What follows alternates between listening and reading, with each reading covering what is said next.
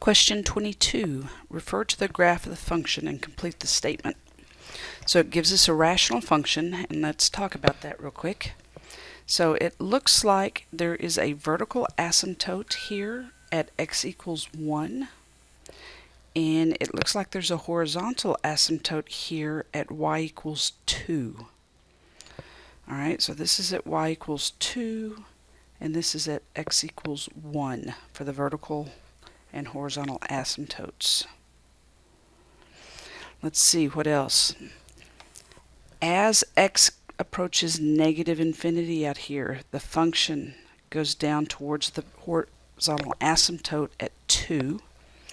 As x goes to positive infinity, the function goes down to the horizontal asymptote at y equals 2.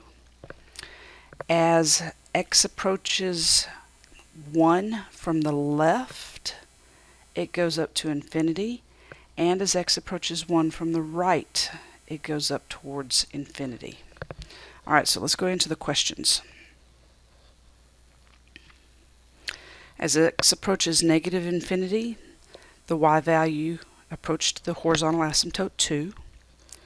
As x approached 1 from the left, the function approaches infinity.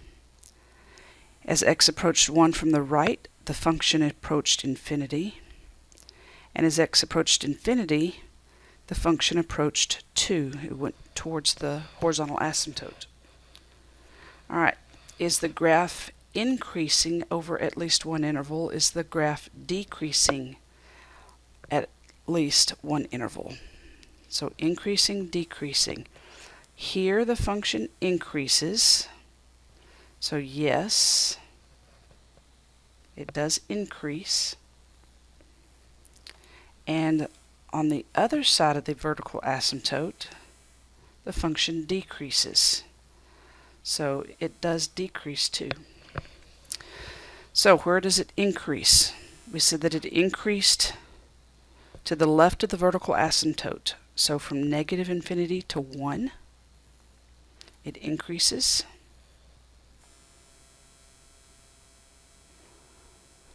And then it decreases to the right of the vertical asymptote from 1 to infinity.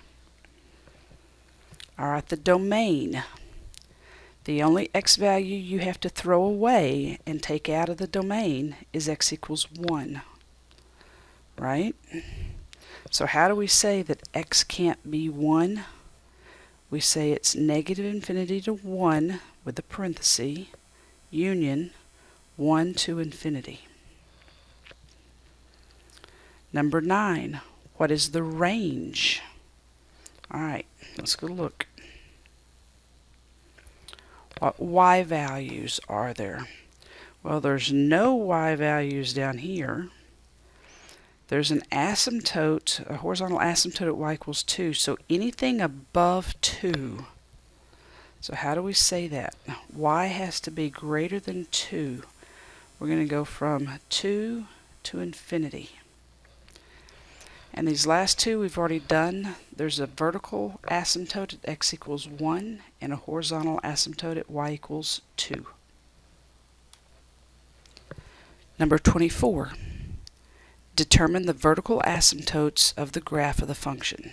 Give your answers as equations in exact form.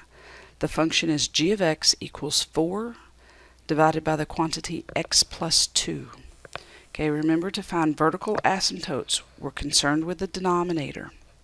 The denominator cannot equal 0, right? So when does that happen? Well, if we subtract 2 from both sides, we get x equals negative 2. So the equation of the vertical asymptote is x equals negative 2. Question 25. For r of x equals 4x squared plus 6x minus 3 all over the quantity x squared plus 1, identify the horizontal asymptote, if any, and then if the graph has a horizontal asymptote, determine the point, if any, where the graph crosses the horizontal asymptote. Alright, how do we go after the horizontal asymptotes? It all has to do with the degree of the numerator and the denominator, remember? So the degree of the numerator is 2, the degree of the denominator is 2.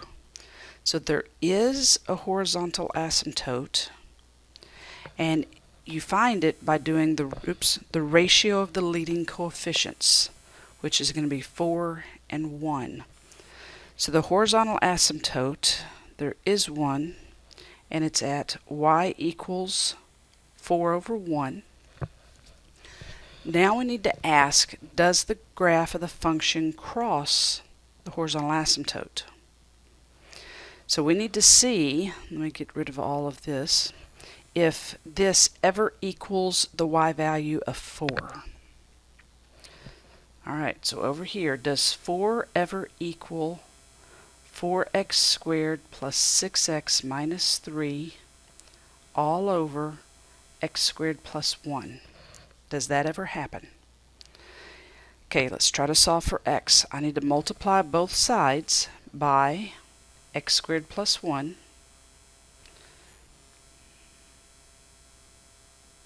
So that there's no more denominator.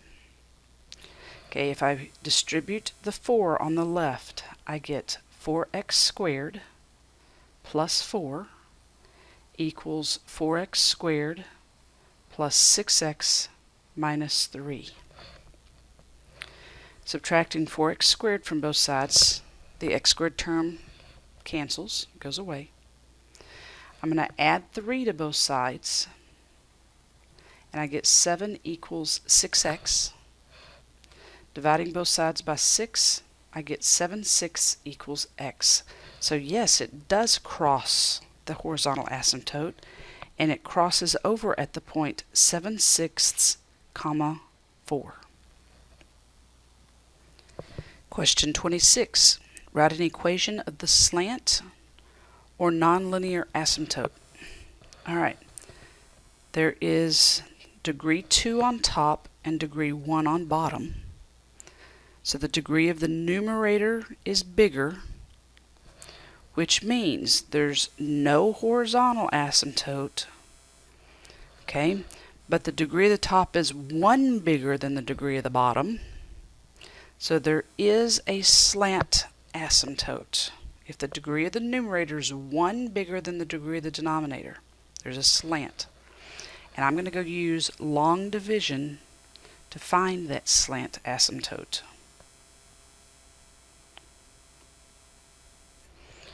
Okay, x times x gives me x squared. So I'm going to take that x up top, multiply it by x minus 9. What do I get? I get x squared minus 9x.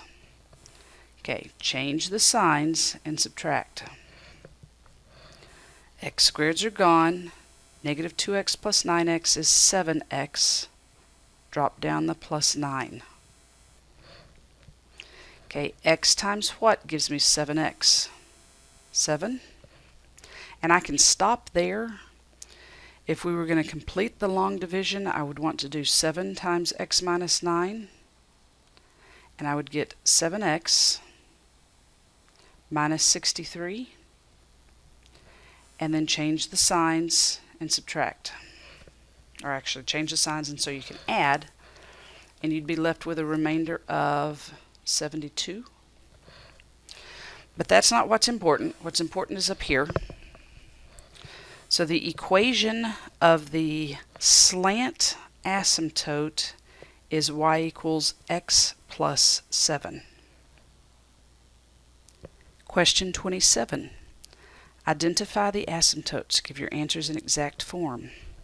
The function is r of x equals x cubed plus 2x squared plus 5x minus 4 over x squared minus 6. Okay, vertical asymptotes, where do those occur? That's when the denominator equals 0. Alright, here we go. Does x squared minus 6 ever equal 0? Well, yeah. X squared equals 6, so x equals plus or minus the square root of 6. So there's 2. There's one at x equals root 6 and there's one at x equals negative root 6. All right, part 2, equations of the horizontal or slant asymptote.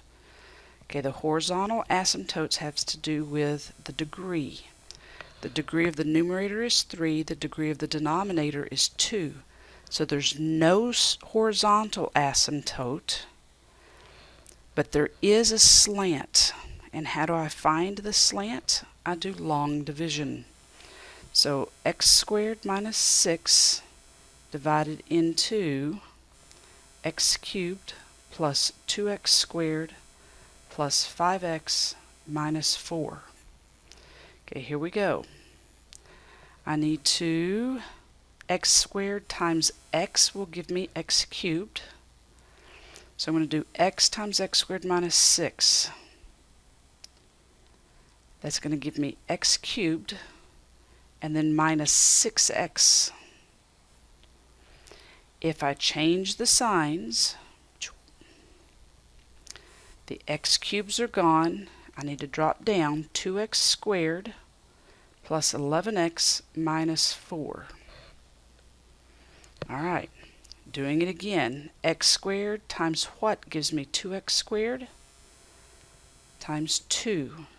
So if I were to continue on, I would do 2 times x squared minus 6, but I don't need to because I already have my line. So I'm going to stop. My slant asymptote is y equals x plus 2.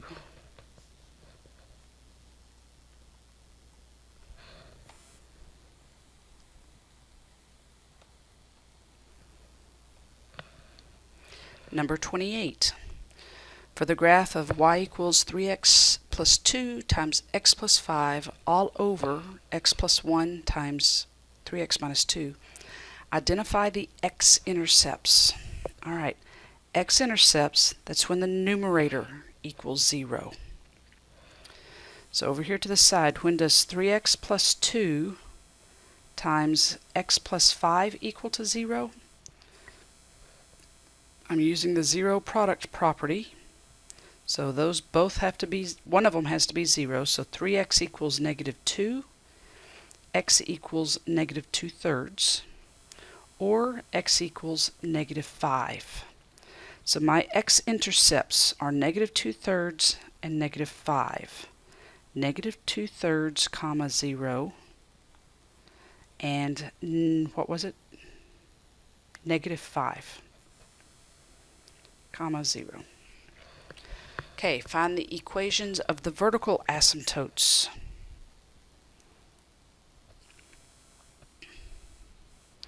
Vertical asymptotes are where the denominator would equal 0. Now notice that there's no common factors to cancel out, because those would have been wholes. But there's nothing that looks the exact same in the top and in the bottom. So there's nothing to cancel out, there's no holes. Okay, the vertical asymptotes will occur when x plus 1, 3x minus 2 equals 0. So either x equals negative 1 or x equals 2/3. So vertical asymptotes at x equals negative 1, x equals 2/3. All right. Part 3, any horizontal or slant asymptotes. All right. That occurs when there are, we look at the degree of the top and degree of the bottom. The degree of the top, I have a, if I were to multiply this out, I would get 3x squared plus something x plus something over 3x squared plus something. I don't really care. The only thing I'm worried about is that the degree of the numerator and the denominator is the same. So there is a horizontal asymptote, and it's going to be at y equals what? Y equals 3 over 3. So there's a horizontal asymptote at y equals 3 over 3, which is y equals 1. There's no slant asymptote. And the last one is y-intercept. So that's when x equals 0, right? So we could do a yellow. That's when when x equals 0. So I'm going to go up to the function and let x be 0. So if x is 0, that's gone. That's gone. Alright, so I would get y equals 2 times 5 over 1 times negative 2. So that would give me 10 over negative 2, which is negative 5. So when x is 0, y is negative 5.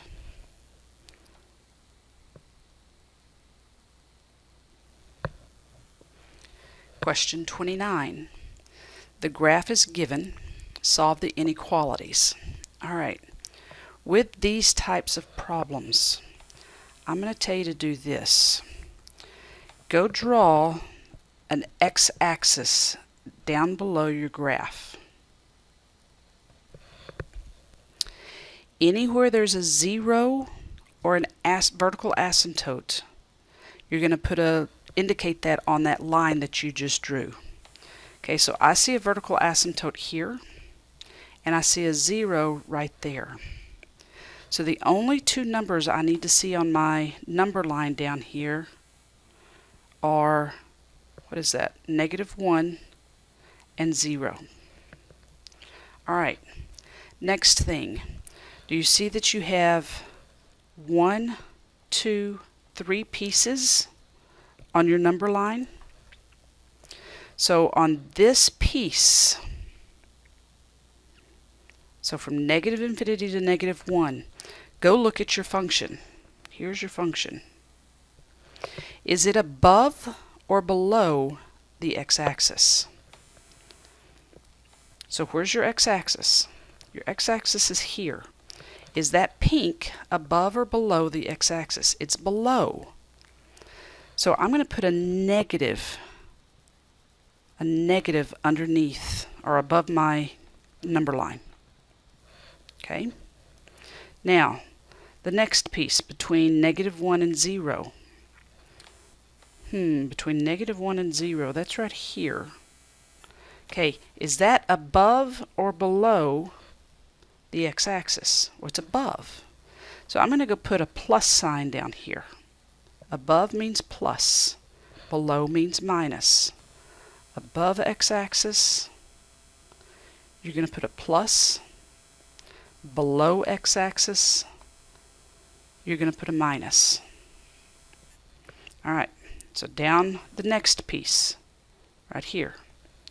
My x-axis is here, so my function is below my x-axis, so I'm going to put a minus. Alright, now let's go answer the questions. Part 1 says, where is f of x less than 0? Oh, one more thing. I'm going to always indicate vertical asymptotes as an open circle. That's important. Vertical asymptotes are always open circles or parentheses. Okay? Alright. Now, I don't need the graph anymore. I have all that I need right here. So, where is my function less than 0? So that goes with the negative signs. So it's here and here. So my answer for A, the answer would be from -infinity to -1, parenthesis. Now it's just less than. At 0 it was equal to 0, so I don't want that. I want from 0 to infinity. Alright, now we want, let's do another color. Now we want less than or equal to 0. Well, again, here's our less than zeros. But this time we wanted our equal to, so we're going to fill in the circle. That's going to be a filled in circle. So my answer will be for part B. It looks the exact same as A, negative infinity to negative 1 union, but now we include the 0. That's for part B. All right, part C. We want greater than. We want greater than. Greater than is going to be positive, right? So we want this piece. But we do not want where it was equal to 0 here at 0. So we would only write,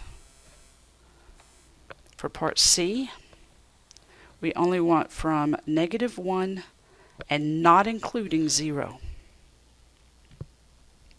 Now the only difference, part D and part E, or sorry, part C and part D, we want that 0. So negative 1, 0 with a bracket, because we do want it for part D. Question 30. Solve the inequality. Okay, one way you can do this again is to go look at the graph. And I already put it in the y equals. It's kind of difficult to see here, but there is a vertical asymptote, and it's going to be somewhere right here. And there is a 0 over here. You can examine the graph, or you can look over here, and you notice that the numerator equals 0 when, if I add x to both sides, x equals 7.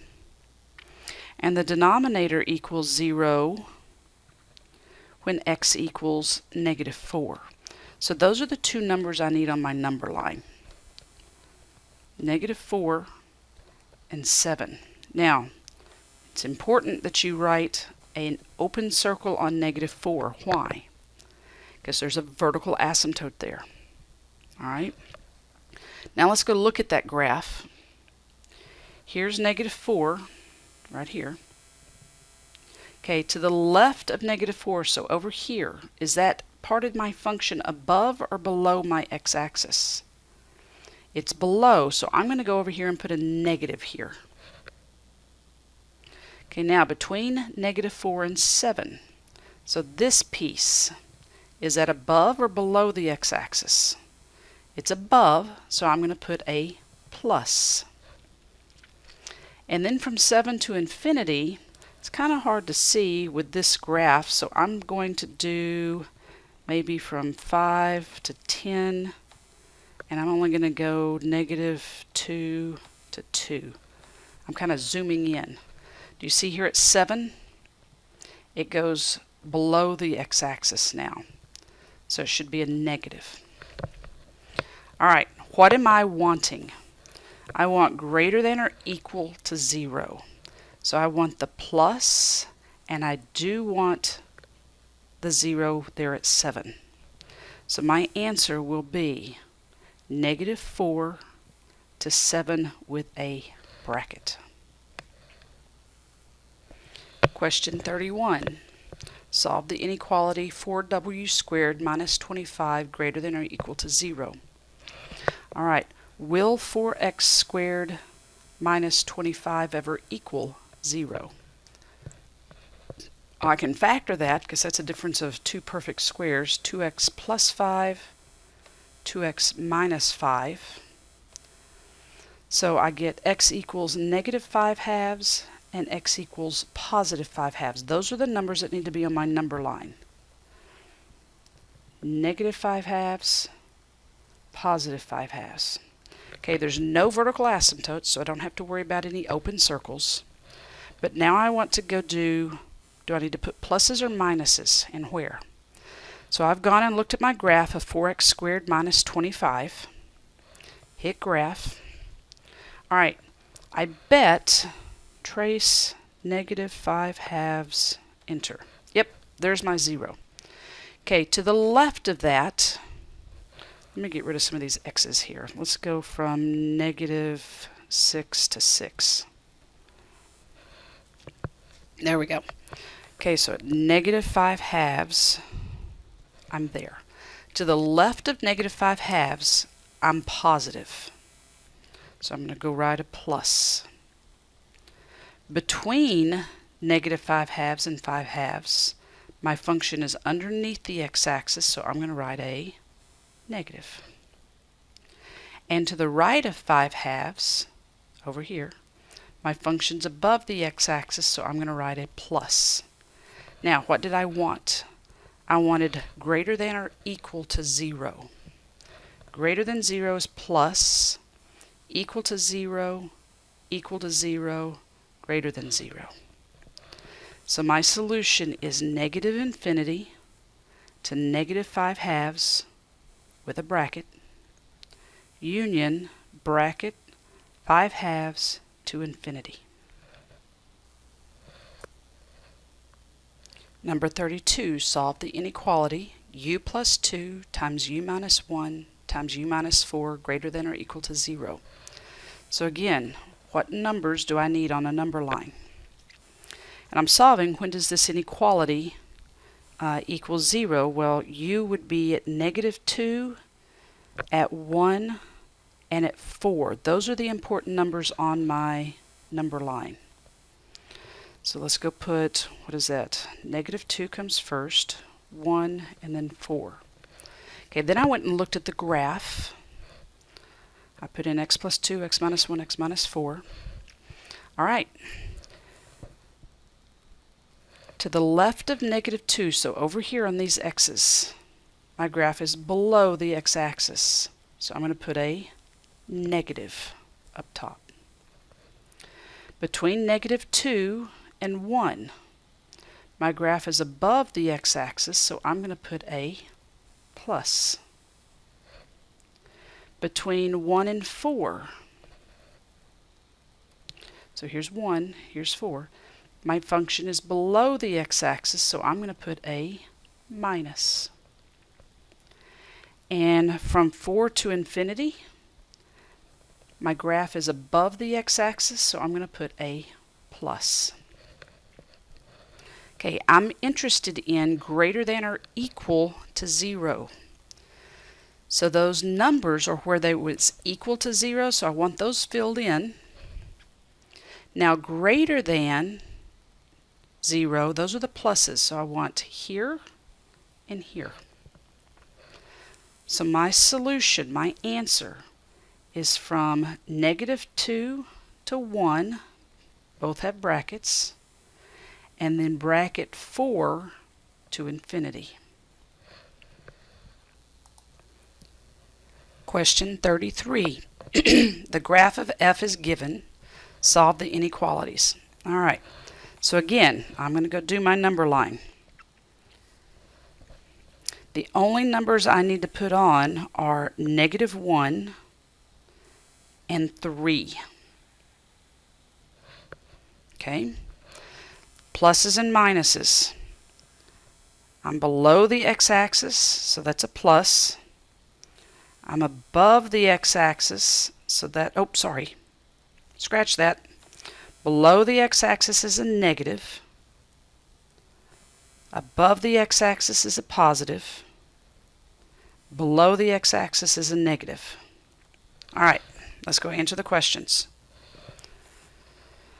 I'm going to draw that number line over to the right 2 or 3 times. So negative 1 to 3.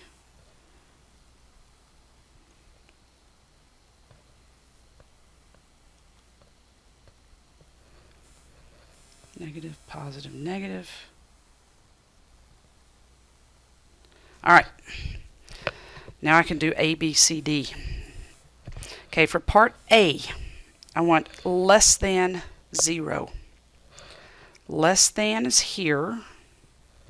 I do not want where it's equal to. So these are open this way, open this way. So my answer for part A is negative infinity to negative 1 union 3 to infinity. Okay. Part B, I want less than or equal to 0. So I want the equal to zeros, that's here, and I want the less thans. So my answer for part B looks just like part A, except I'm going to include -1 and 3.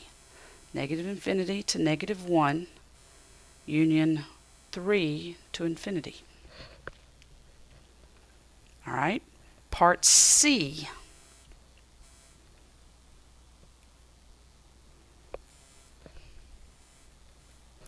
For part C, I want greater than 0.